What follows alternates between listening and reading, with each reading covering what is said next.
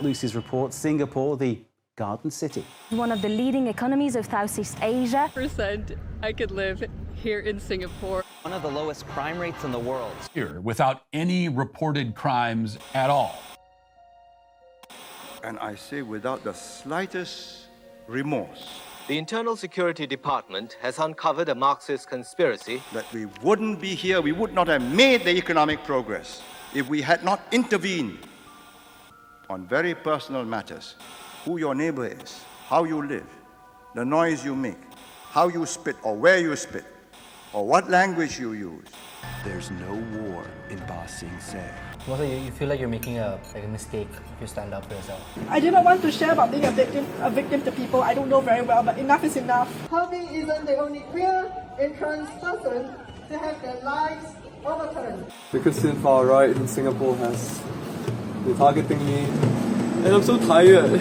What happens in Singapore sets the backdrop for the rest of the world. Note that Candlebox has chapters in Brighton and Oxford in the UK as well. They also have chapters in Peru, Colombia, Australia, Canada, Netherlands, Spain, Trinidad and Tobago, and many other countries and states in the US. Here we are safe.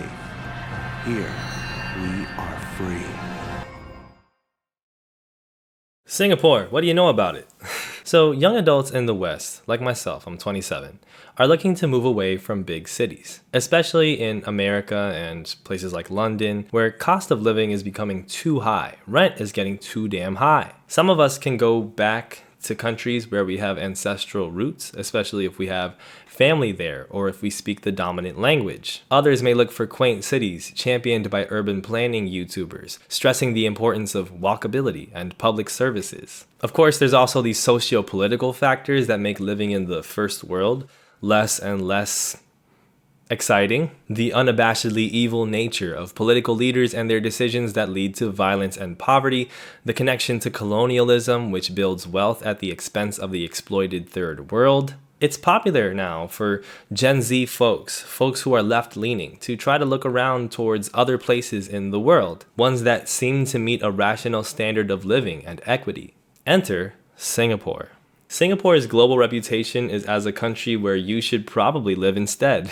Public services are strong, people are healthy, the population is multiracial, there's a lot of booming businesses there. Wow. It's one of the most important areas in the world for fiber optic submarine cables. Did you know that? The climate is warm, the beaches are really nice, and on top of that, English is spoken everywhere. Lo que es genial para los que no quieren aprender otro idioma. Honestly, with how shit things are in New York right now, I'd probably love living in Singapore instead.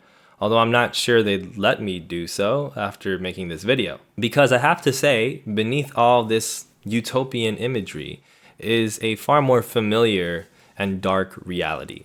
One where civil liberties are repressed, marginalized people are oppressed, and a class of elites exploit a silenced underclass. This is Singapore. I would say that Singapore is in for a reckoning. Singapore is in for a root shock, and we are going to have to do a lot of work. Our generation is going to have to do a lot of work to rebuild this society back from where it got knocked down. A lot of the people responsible for these fix-ups, be it the Christian far right, be it the Muslim far right, be it the other far right entities, be it the Internal Security Department, they have knocked down Singapore society down to its knees, and it's up to the people of Singapore to build it back up on its feet.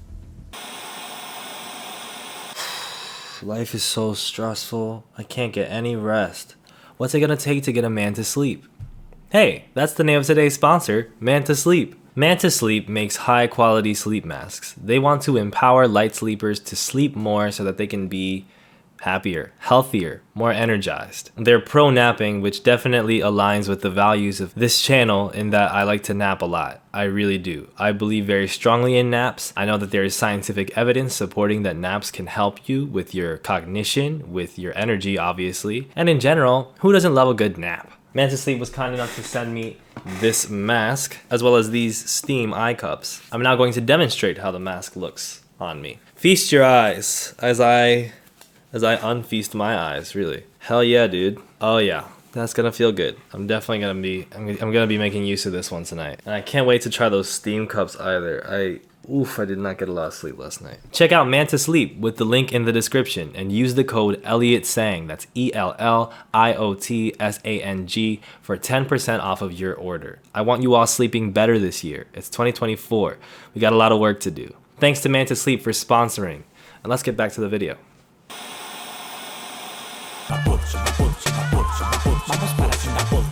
Let's begin with a simple question. Is Singapore a city or a country? Yes, Singapore is a modern island state that became an official sovereign country in 1965. It is 283.5 square miles, which is about 20 square miles smaller than the entire land area of New York City. So, here is China, and here is Australia, and in between you got the area we know as Southeast Asia. Shout out to y'all. You can see there's Thailand and Vietnam, the Philippines and Indonesia, and of course there's Malaysia, which is a bit smaller in its peninsular area underneath Thailand, but of course it's there. And then there's this tiny strait underneath that peninsula. A strait is like a river, but not. And then there's Singapore underneath. No, not there, that's Bintan and Batam, the biggest of the Riau Islands which belong to Indonesia. Yeah, up there you go. That island is Singapore. There are a few tiny islands that are around it which are part of the country too, but it's mostly that relatively big one. So you may be wondering, why is that a country? It could easily be part of Malaysia.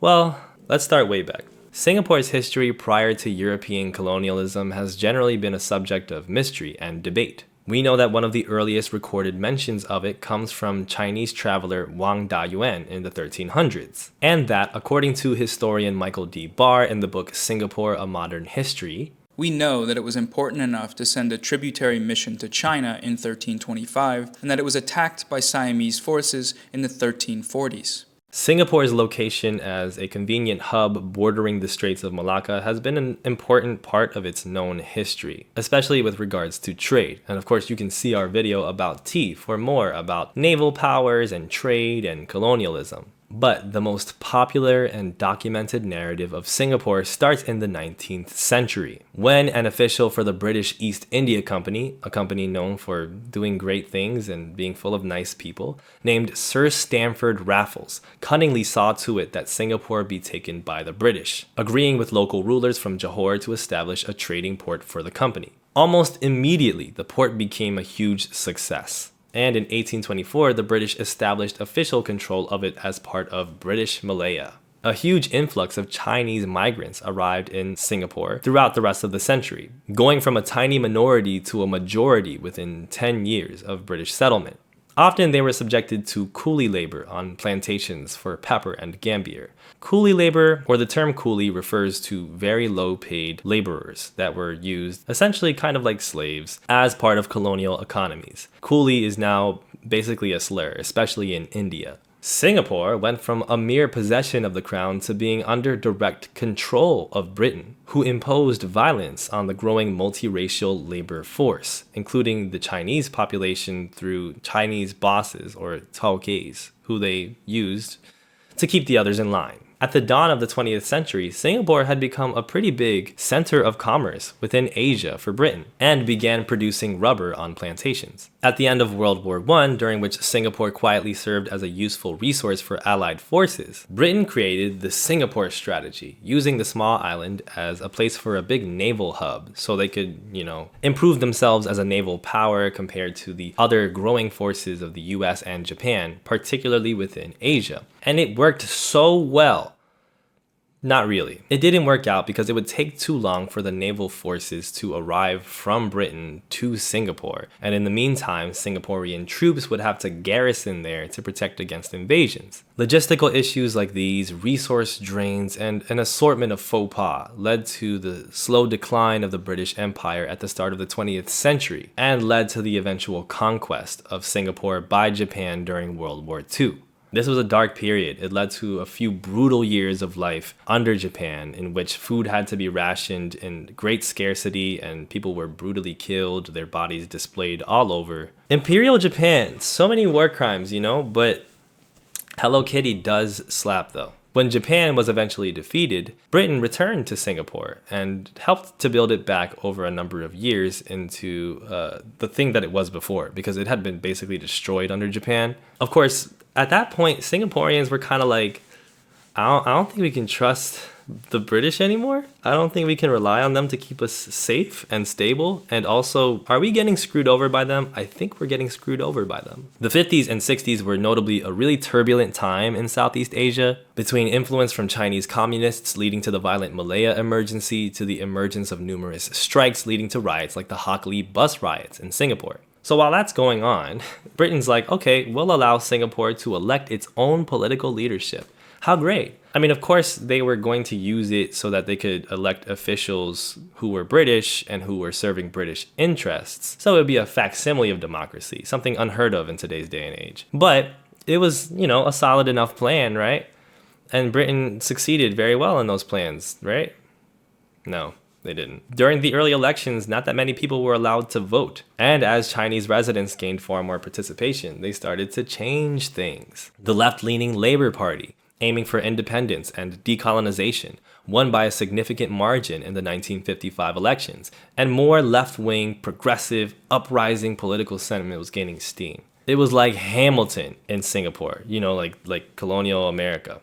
That's not foreshadowing of anything later on in this video. In particular, there was this British-educated, hotshot lawyer, total Chad named Lee Kuan Yew, who rose as a populist political leader and became central in the building of a new Singapore. And so we begin the amazing, infallible, unbelievable story of Lee Kuan Yew, who saved Singapore with his bare hands like this. A stubborn rhetorician who was not afraid to turn against former political allies. Again, no foreshadowing there. Lee became Prime Minister of Singapore in 1959, and he had a diverse cabinet and essentially guided the aspiring nation with a strong hand through political adversity. Turbulence met Lee at every corner as he pushed for Singapore to become a part of Malaysia, the Malaysian state, so that it could more easily survive post-colonial existence. And said Malaysian state was like, nah, we good. They ousted Singapore due to distrust of Lee Kuan Yew and Singapore's political leaders, as well as all these differences in culture and ethnicity and political ideas. So after this crisis, Lee Kuan Yew quickly pivoted. We don't really care about being part of Malaysia anymore, man. We don't even like Malaysia anyway. We like them, but they're not even all that. You know what? They tried to squeeze Singapore like an orange, squeeze all the juice out, but Singapore is hard, like the durian. Delicious and useful fruit, but you can't squeeze anything out of it. So they tossed it away. Lee had a new task, to turn this down on its luck nation up on its luck, and to make it survive all the political instability, to make it advanced and progressive, with clean, well-kept streets and an educated populace that could become an ally for global powers, instead of just being a resource. We are going to have a multiracial nation. We will set the example. This is not a Malay nation, this is not a Chinese nation, this is not an Indian nation. Everybody will have his place. Equal. Language, culture, religion. And he did so. He made Singapore this booming business environment full of investors globally. He pushed a lot of different campaigns to educate the populace, to do urban reform, building institutions for public health and safety. For instance, Singapore's healthcare system is well known to be still one of the best in the world. His reign over several decades led to it becoming the shining city it is today. And so Lee Kuan Yew brought Singapore from third world to first. A peaceful place, full of prosperity. There is no war in Singapore. There is no war in Singapore. There is no war. You're either born bright, energetic, skillful, or you're born not so bright, not so energetic, not so skillful. So that's the popular narrative. Lee Kuan Yew is like the Jordan Peterson of 20th century Asian politicians. r/brand new sentence. He has become renowned on YouTube as an orator, as a guy with killer quotes, as an absolute ledge that may have done a little political repression here and there, but he did it because he had to. Even if you are going to lower me into the grave and I feel that something is going wrong, I'll get up. It was all for the best, keeping Singapore stable, fair, and safe. Well, stable is kind of a subjective idea, but let's talk about fairness, meritocracy. I want to start by sharing a quote of his that may not be as well known, although it has a fair amount of upvotes on goodreads.com, so I'll assume that people know it a little bit. I think it shares a significant insight into his philosophy and the state of Singapore today. Lee said, I started off believing all men were equal. I now know that's the most unlikely thing to ever have been, because millions of years have passed over evolution. People have scattered across the face of this earth, been isolated from each other, developed independently, had different intermixtures between races, peoples, climates, soils. I didn't start off with that knowledge. We were faced with the reality that equal opportunities did not bring about more equal results. So what's interesting about that quote, first of all, is a weird conflation of equal with similar or the same. Like, sure, people are different because they're born in different places. That does not mean that they're not equal in the sense that the phrase all men are equal was coined to mean, right? Right? Let's start here. Remember that one clip of Anthony Bourdain when he was in Singapore? What Bourdain is getting at here, to the discomfort of his esteemed guests, they seem so shook by what he's saying, is the reality of poor migrant labor, especially in the household, for instance. For a while, Singapore has had a fairly high Gini coefficient, which is a measurement of inequality, where the higher you are, the more unequal your country is. And that's something that can still apply today, despite reporting that they're more fair than OECD countries now. If you do the math of taxes and transfers like this Redditor did, it's kind of like, not great. In the book Class Inequality in the Global City, scholar Junjia Ye writes, for all its successes, Singapore demonstrates staggering contrasts of wealth, poverty, and power. It also relies on increasing numbers of foreign-born workers to do the jobs that locals cannot be persuaded to do.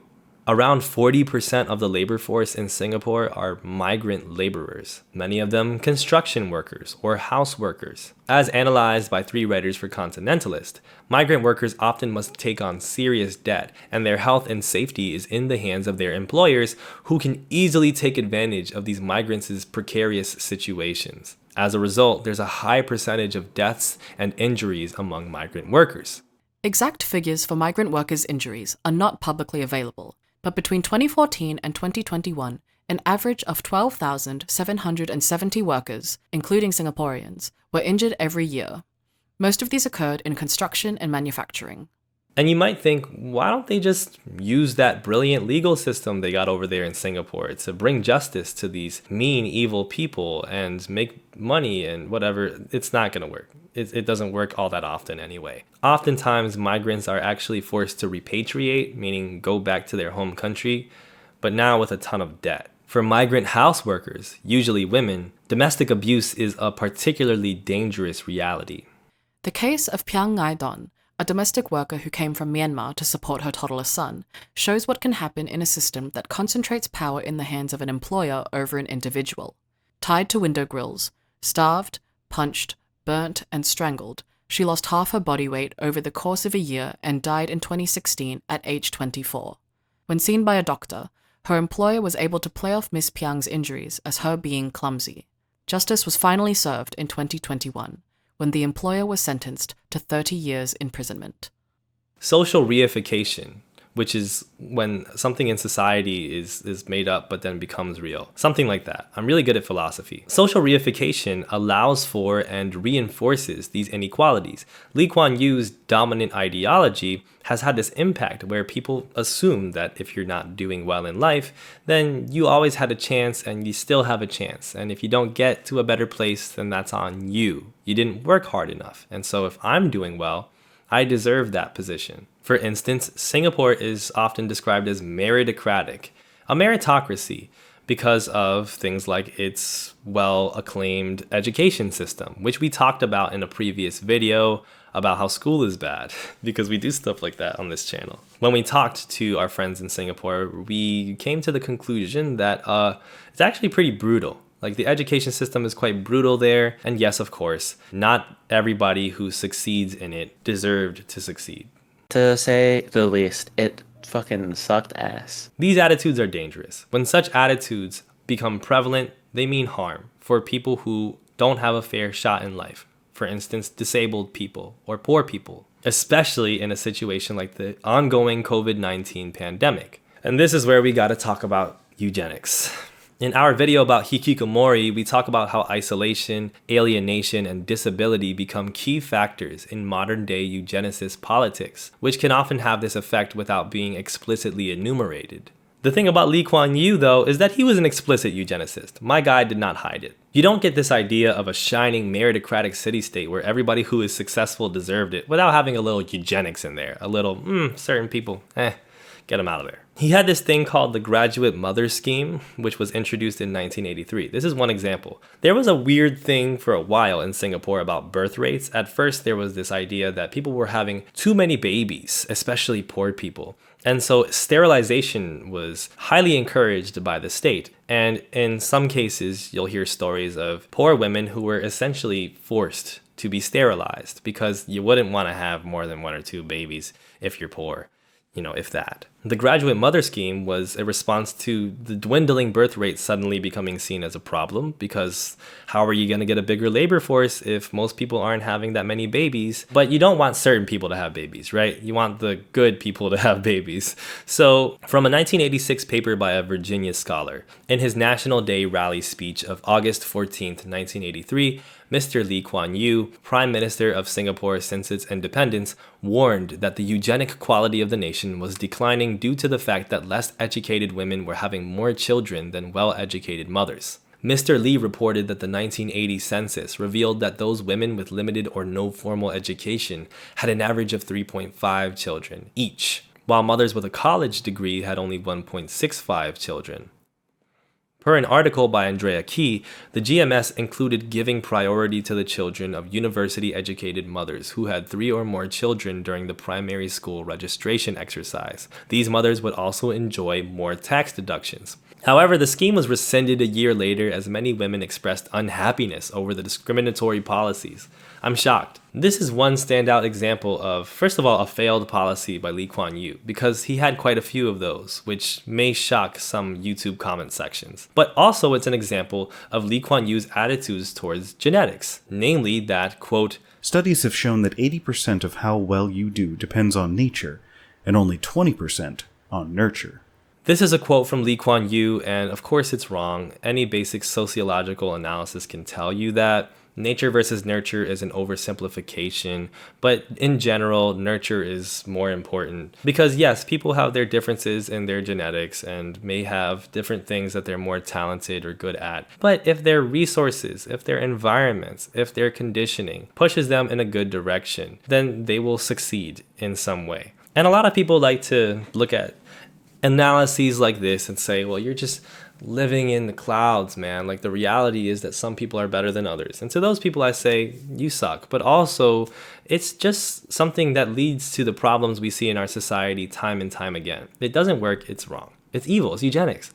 So with all this, it's no surprise then that Singapore has a lot of issues with abuse of power, from money laundering schemes to people in academia in positions of power sexually abusing people who are underneath them and getting away with it. And of course, issues of rental discrimination toward Indian Singaporeans. Yes, a lot of racism in Singapore. Especially when you have issues of perceived cultural superiority from Western-educated Chinese Singaporeans and all these migrant laborers who are looked down on while being relied upon, who are from these less cool, less civilized areas. You can see how racial discrimination would follow. There's an inherent implication of supremacy, of superiority, of those who act and look a certain way. This is also the case with regards to LGBTQ issues in Singapore. In 2022, Singapore finally repealed Section 377A, a law from British Times which criminalized sex between 2 adult males. And that was a springboard for important dialogue about inequalities faced by queer Singaporeans.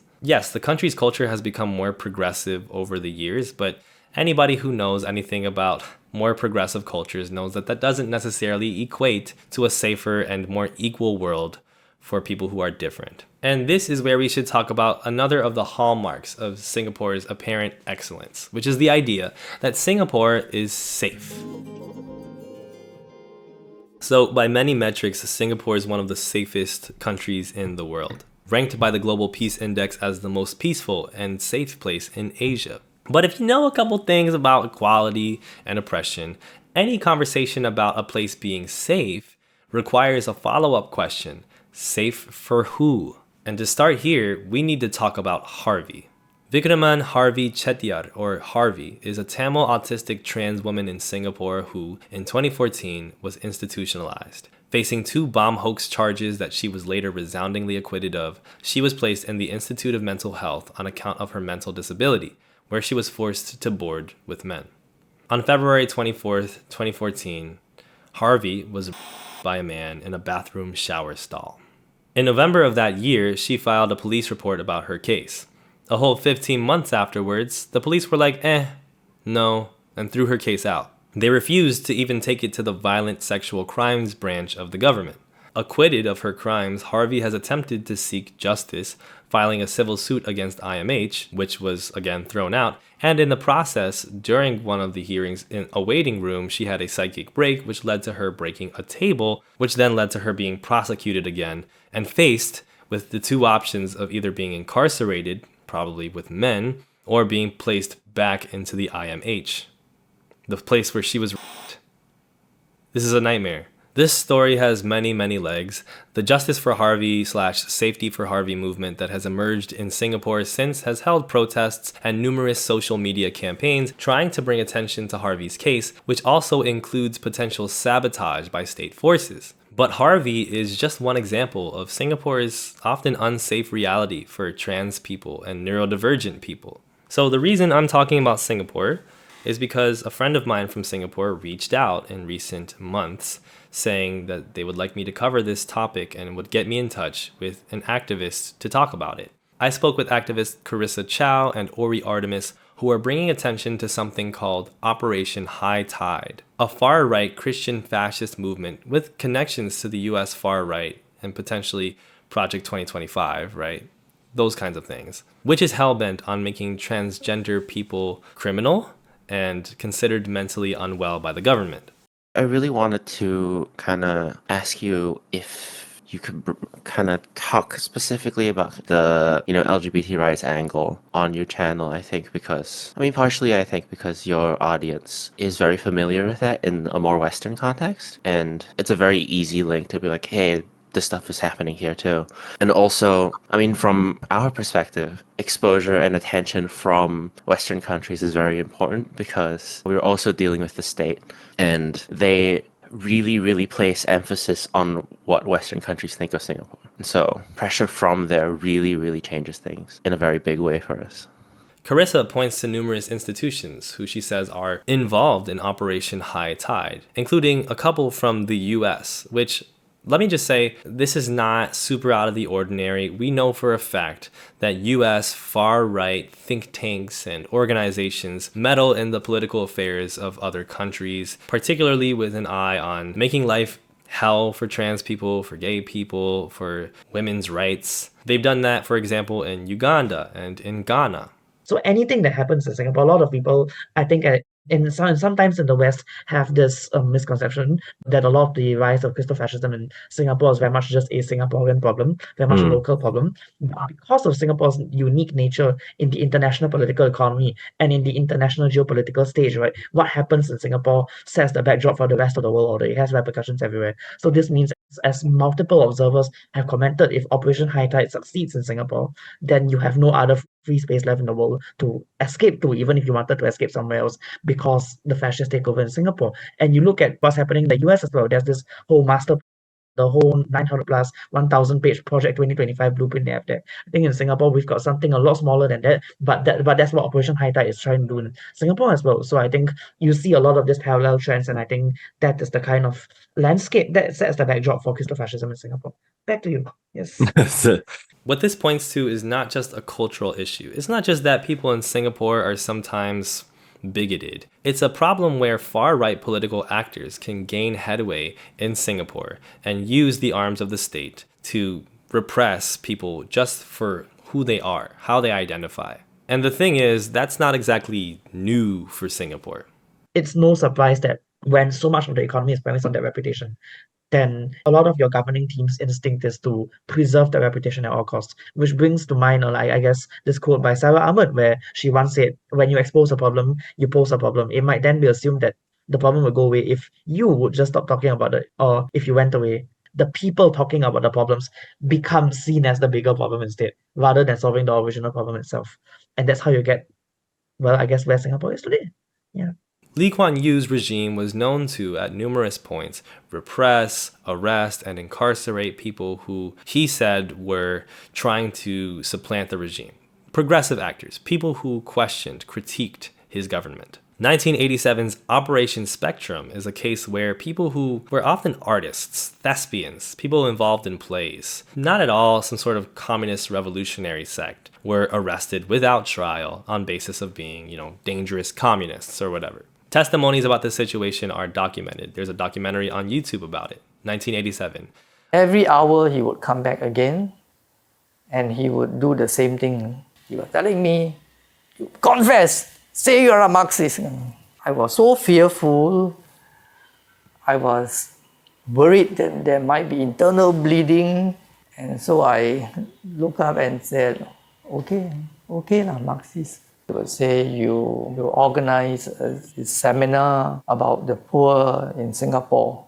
And why were you doing all this? So I would say, it was because of the social teaching of the church that I wanted to promote. No. You were actually trying to promote Marxism. It was 1 year before the general elections. And we must not forget that Lee Kuan Yew plans ahead. He plans ahead not just of the 1988 elections that would eventually usher in Goh Chok Tong, but to usher in, after Goh Chok Tong, his son. In my mind, I know that, they have a story already. They have fixed your story. They're not interested in the truth. That's why you realize that you're very naive, because before the arrest, you still have the belief that, we have a system that is, practice of the law, they're all very just. And as you said now, as long as you're above board, they won't do this kind of thing. But that arrest really shattered the whole thing in my head about the whole Singapore structure that we have, that the abuse can be so blatant. And you know in your head that whatever you say, they are really not interested. You just fit into their story, and the story is that you are Marxist inclined. So I said, if that's what you want to say, I will say it. What else do you want me to say? So I just signed. They wanted the statement that I'm Marxist inclined. And that was like the straw that broke the camera. I said, you can sleep now. Harvey's case indicates that Singapore hasn't quite changed that much in this respect, and with fascism rising in all different parts of the world, from Italy to the US to different parts of Asia and Africa, it's naive to think that this is going to begin and end with one marginalized group of people. It's just Singaporeans. It's just trans people. It's just gay people. It's just this race of people. What does that have to do with me? As long as I do this, this, and this, I'll be fine. I shouldn't meddle in these kinds of things. Well, guess what? It doesn't just apply to one group of people, it never does. Anybody that a government like Singapore's can consider an enemy of the state for whatever reason can be subject to all kinds of bad stuff. It's a snowballing build-up because Singapore is a society that prides itself on being supposedly incorruptible, on being anti-corruption, on taking a strong stance on these things. I think in Singapore in general, the general stance is basically hush it down if nobody talks about it, and the average Singaporean is assumed to not blow it up. So when you've got someone like Harvey that looks at it and goes, no, I'm challenging this, I'm not letting this slide, I am going to take it up because I was wrongfully accused of things that I didn't do. I was accused of multiple bomb hoaxes I didn't do, right? Then the system takes very unkindly to that, and then that compounds the series of fix-ups later on to kind of clean up after the initial fix-up getting exposed, and then you clean up the next fix-up with a new fix-up, and then you clean up the exposure of the next fix-up with a new fix-up, and that just leads to a whole series of both public and private sector. And so today, as Singapore affirms its relationship with Israel and wishes and hopes for everybody to be peaceful, but we're not going to get involved in anything, anybody who is Singaporean and speaks out about the genocide against Palestinians may be subject to criminalization, detainment. Check out this TikTok that went viral recently. If you are a Singaporean and you have been posting about watermelon, you have to watch this video. For a little backstory, I was detained at Singapore Customs when I was on the way back from Kuala Lumpur. However, when I was at the counter, they took away my passport and they told me to wait. When I asked them what this was about, the officer refused to tell me, and then they asked for my Instagram handle. So that is when I know what this was all about. Officer asked if I've been posting about the Israel-Hamas conflict. I really hate it when they use this term. Of course, I said yes. She even actually asked me how many posting I've did, and I'm just like, I've been posting every day since October 7. She then asked to see my phone. So number 3, they cannot ask for your password unless they have a warrant. So I asked them what they wanted to see on my phone, and she just wanted to see some Instagram postings that I've done and some Instagram stories that have my own comments on it. So I thought that's fine, so I showed her some of the postings. Number 4, they are okay with you merely reposting content from other creators, but they will look into comments you've included in your reposts. But don't be afraid if whatever you're saying is the truth. Number 5, they will also ask you where you've been getting your content or your news from. Of course, you can mention all the Palestinian press that has been posting and are active on social media. I don't think they can do anything to them. But please don't mention your local content creators. Anyway, long story short, another officer came in to tell me what the main issue was, which was the posting I did when I went to a protest in Japan. He said the posting encourages Singaporeans to protest overseas and it may jeopardize their safety. Girl, what? So now we can't do drugs overseas? We can't go for a protest overseas.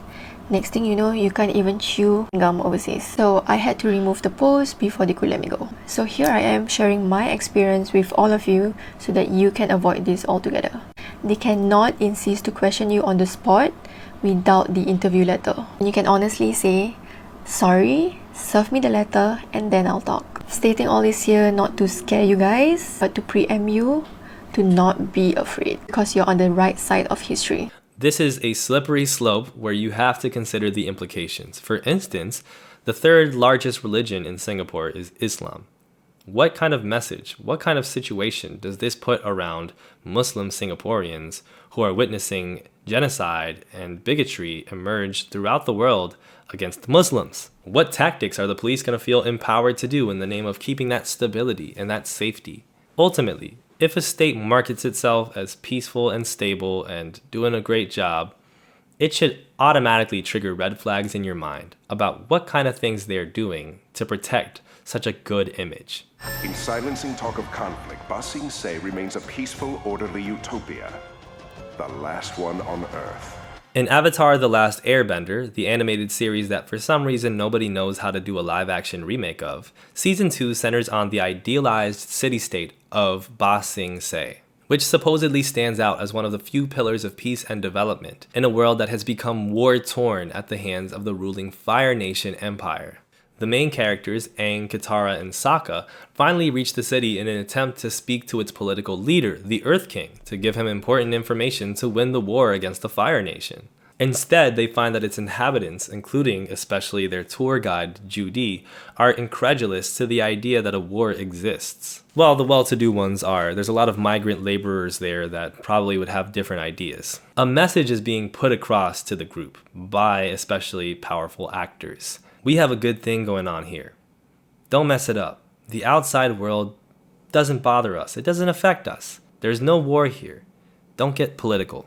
With time, Judy and other characters are shown to have been brainwashed, thrown into an area named Lake Laogai, wherein dissidents are imprisoned and put through hypnosis. In this way, Ba Sing Se presents to those trying to make a difference one of the most challenging situations. A place more concerned with appearing safe to the outside world than actually being safe to its own people. When I think of the issues plaguing Singapore, I envision a real-life Ba Sing Se, a place wherein narrative and urban development cast an aesthetically pleasing shroud over any political concerns and doubts. I think of a place that houses down-on-their-luck migrants and covers their oppression up to the international community while relying on their cheap labor to keep appearances of non-stop progress. I think of a narrative. We are a city on a hill, a city of peace and progress and safety that works to discourage any criticism or complaint, especially when all the bad stuff that's being talked about in the rest of the world, all the conditions affecting the rest of the world, lead to people looking at this city as a place of hope.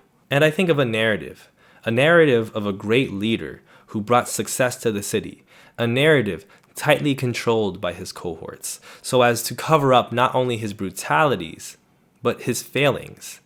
Earlier I mentioned the historian Michael D. Barr. Do you remember that? Do you remember that? No, you didn't. There's a lot of stuff in this video. It's confusing, I get it. His work is bringing the international academic community's attention to a revisionist history of Singapore. In fact, a movement of revisionist historians seeking to transform and critique the original Singapore story narrative. Of course, not without pushback from, powerful people in Singapore. Though he feels that Singapore has had its important successes, he finds that the Singapore story, that the island was nothing without British development, that it would have fallen apart without Lee Kuan Yew's steady hand, and that his actions, even when harsh, were necessary to fight instability and definitely real communist insurgencies that definitely existed. Not only smooths over the important realities, but leads to wrong ideas about the successes of Singapore and why it's good in the first place, in the ways it's good. One thing that people who critique the Singapore story are noting is the importance that politicians give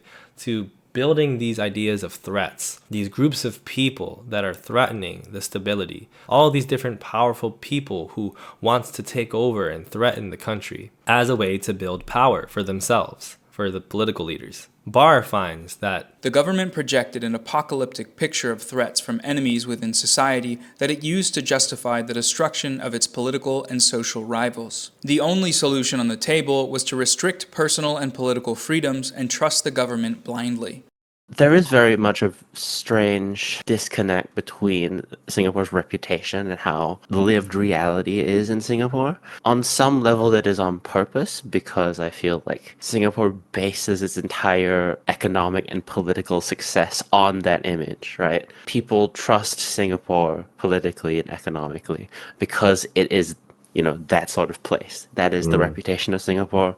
So Singapore has that trust, and people invest, put money into the country, have political ties to the country. But obviously that is not a reputation that you can actually realistically maintain in any way. And so when things inevitably break down, the people in charge have to make the decision of, do we destabilize our reputation and actually fix this, or do we cover this up and keep our reputation? And so again and again, the choice that they have made is, we're going to keep our reputation.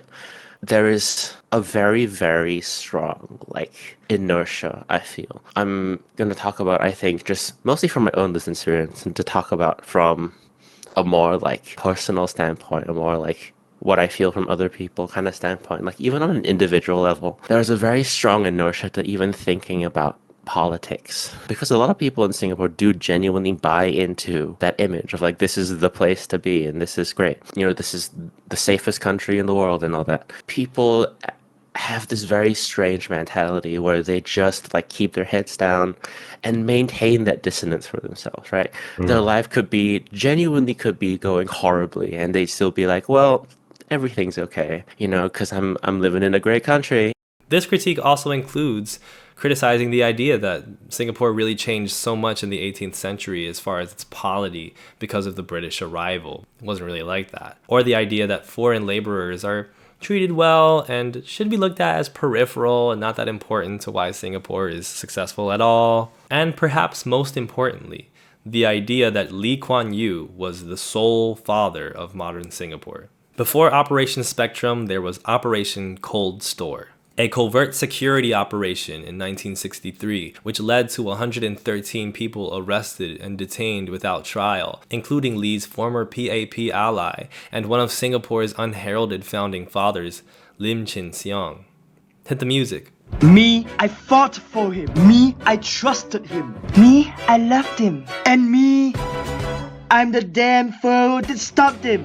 There's a million things I haven't done, but just you wait.